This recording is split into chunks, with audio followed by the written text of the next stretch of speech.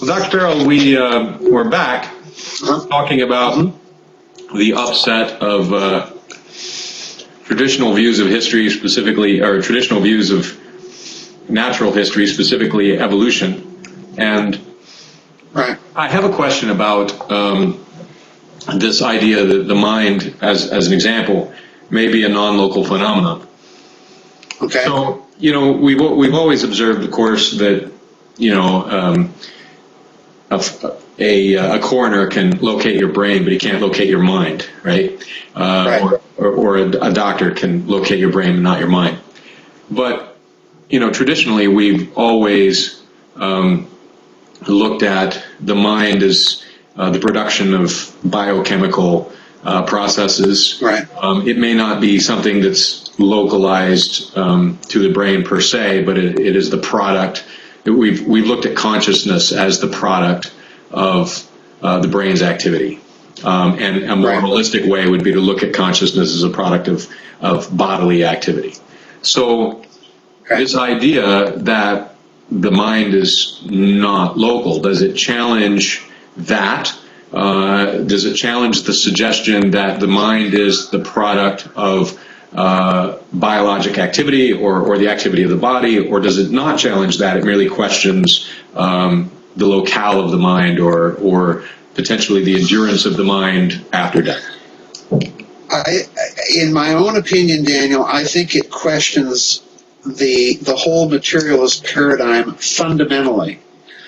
Now, in saying that, I don't think that it overturns the idea that there is some sort of connection between the actual physical, neurophysiological makeup of the individual human brain, all right, and the consciousness of the individual that belonged to. But I go back to my analogy that I've used over and over again, that we're dealing with a transduction effect. We're dealing with a radio receiver that has the same basic equipment as any other radio receiver. But you have to tune it, and when you tune it, it pulls in to that box. It pulls in a specific modulated set of information. Now, the reason I'm fascinated with that idea is that when you look at the phenomenon of quantum entanglement, what you're really talking about is a modulated set of information on a waveform. So in other words, let's go back to what radio is. Radio is a basic carrier wave, a sine wave. And on that wave, they superimpose lots of little waves that are the specific information on that frequency that you pull into your radio when you tune it to a particular, dial on the radio dial, all right? So entanglement is, to a certain extent, the modulation of a particular waveform, all right? Now, the mind, the brain, can tap into, I think, that relative field depending on the way it's structured.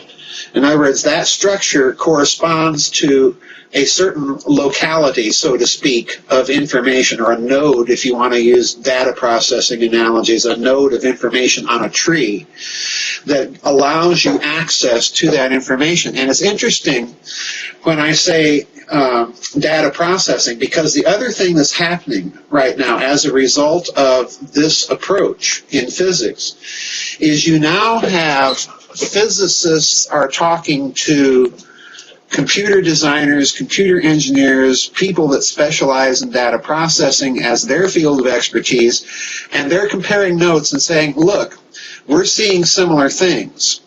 And there are some physicists that are going so far as to suggest that the entire cosmos appears to be an information processing algorithm.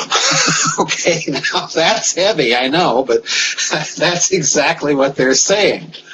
For the members here that are listening, if you listen to the way I've described what I've been calling analogical calculus, that's exactly what I'm tinkering with and have been tinkering with for decades, is this idea that really you're running an algorithm.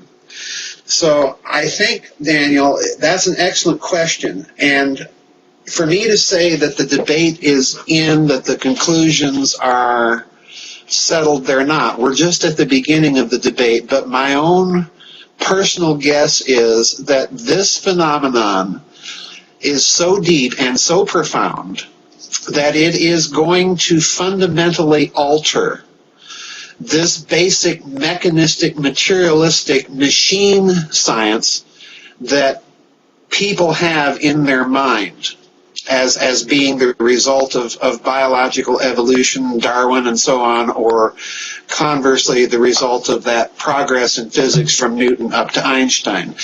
I think you're seeing a fundamental cultural paradigm shift. This is why when you look at quantum physicists, that physicists that specialized in quantum mechanics, people like Werner Heisenberg, people like Erwin Schrödinger, people like Wolfgang Pauli. These are all heavy-duty, major frontline Nobel Prize-winning physicists that erected quantum mechanics that makes the computer on our desks right now work. These physicists, if you investigate them, they were keenly aware that what they were doing was challenging some of these fundamental materialistic assumptions of physics. Werner Heisenberg wrote 2 books, one called Physics and Philosophy, and I forget the other one. Wolfgang Pauli corresponded on a regular basis with the psychologist Carl Gustav Jung. They exchanged letters for years and years talking about what all of this meant for the science of consciousness. Erwin Schrödinger, of course, came up with the famous Schrödinger's cat, the dilemma. You know, how do you determine what state information is going to be in of an unknown? Well, he came up with the idea of paradox, that the cat is both alive and dead until you look in the box and find out, all right? So in other words, Schrödinger, in his equations, is saying exactly the same thing that you find if you go all the way back to the Pythagoreans, to some of the early Greek atomists, to the Platonists, to Aristotle, and so on and so forth. They're saying that you've got a set of concepts that span a spectrum from hot and cold, infinite to finite, and so on and so forth. And the Pythagoreans will tell you that reality is the ratio or proportion between the two.